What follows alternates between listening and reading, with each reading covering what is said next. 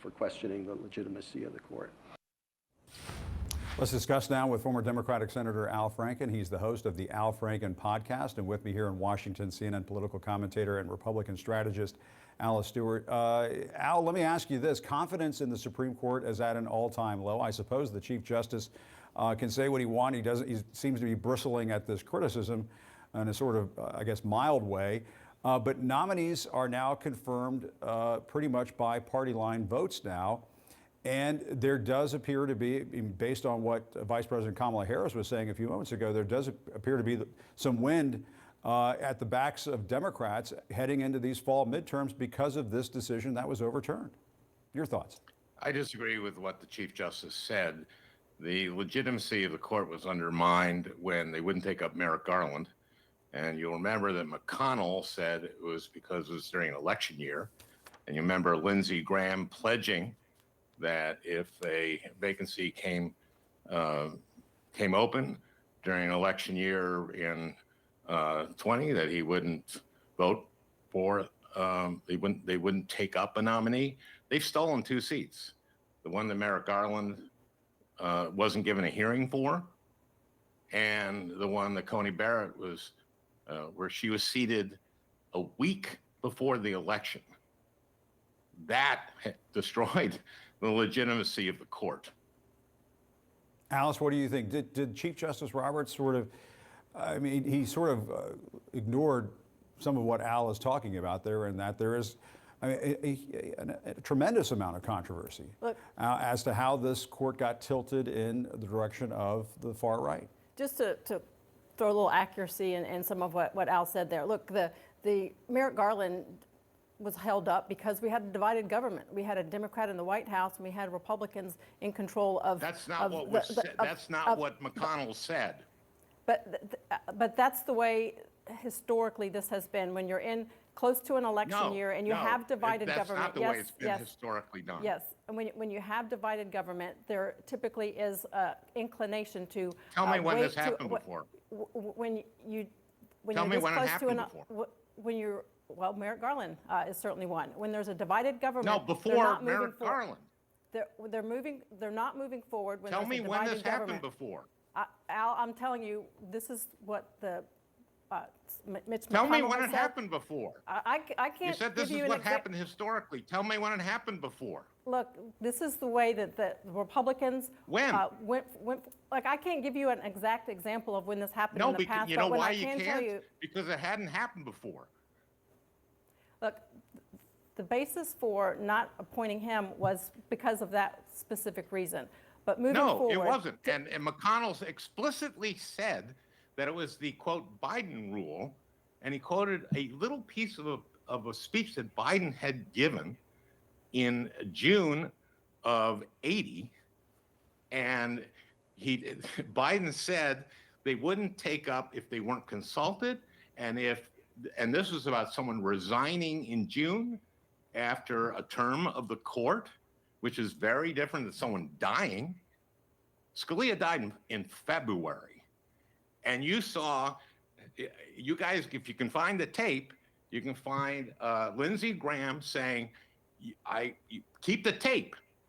We will not take up a judge if someone dies, a nominee, if someone dies in an election year in the next election. This is total hypocrisy. And you actually, I'm surprised that you're claiming this and you can't come up with an example because there is none. To get back to the point of the conversation here. No, Kamala Harris, this is the point.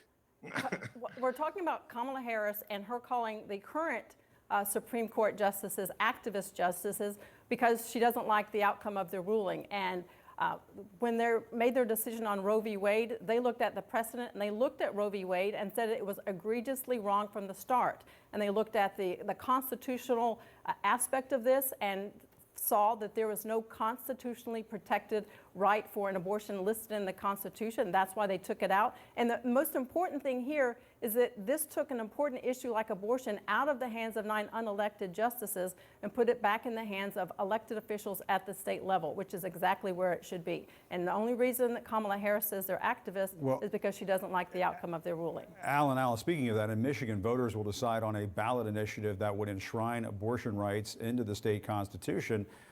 Al, I have to wonder, anti-abortion activists have been compared to the dog that caught the car with the Dobbs decision, and you have to wonder whether the dog is going to get run over now, because it looks to be the case in state after state.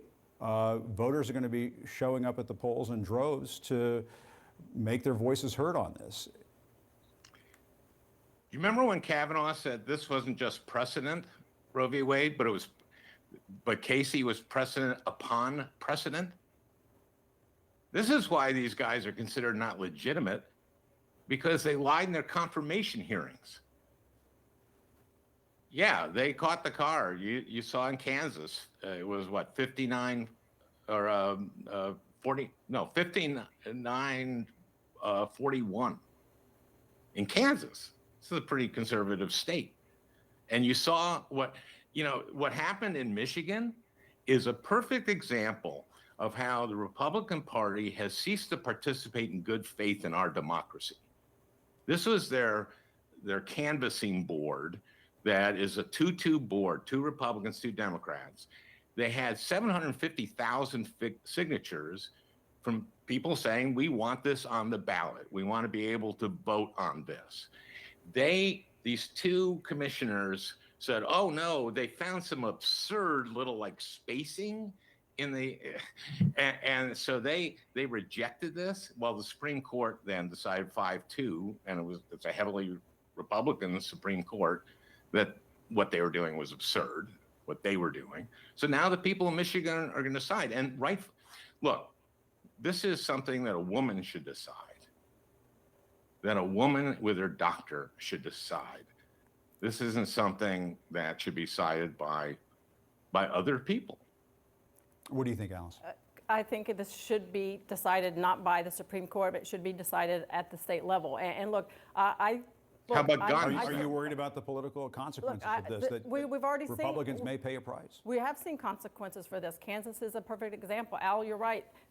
When abortion is on the ballot, up or down, there's a lot of support across the board for abortion protection. So when it gets down to it, and these are ballot initiatives, and we're going to see more and more of them, more people do side for abortion protections. The most important thing, though, is pro-life advocates like myself. I think there needs to be exceptions for rape, incest, and life of the mother. And any state that does not have those exceptions is doing a tremendous disservice to the pro-life issue. So we need to make sure and keep those exceptions in place. But look, I support life. How about doing a disservice to the women?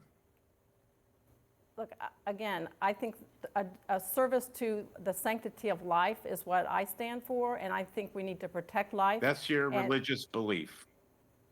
If you don't want to have an abortion, don't have one. But the point is, there are going to be at the state level a lot of times where the people that are supportive of the pro-life issue and supportive of overturning Roe v. Wade, it's not going to be a great outcome for us. But the most important thing is that the pro-life movement and social evangelicals fought to overturn Roe v. Wade to put this back in the hands of the people, and that's exactly what's happening. It's not a great outcome for a 10-year-old who's raped and has to go to another state. And these justices, I asked you right at the beginning of this to come up with an example. You still haven't. This is an illegitimate court.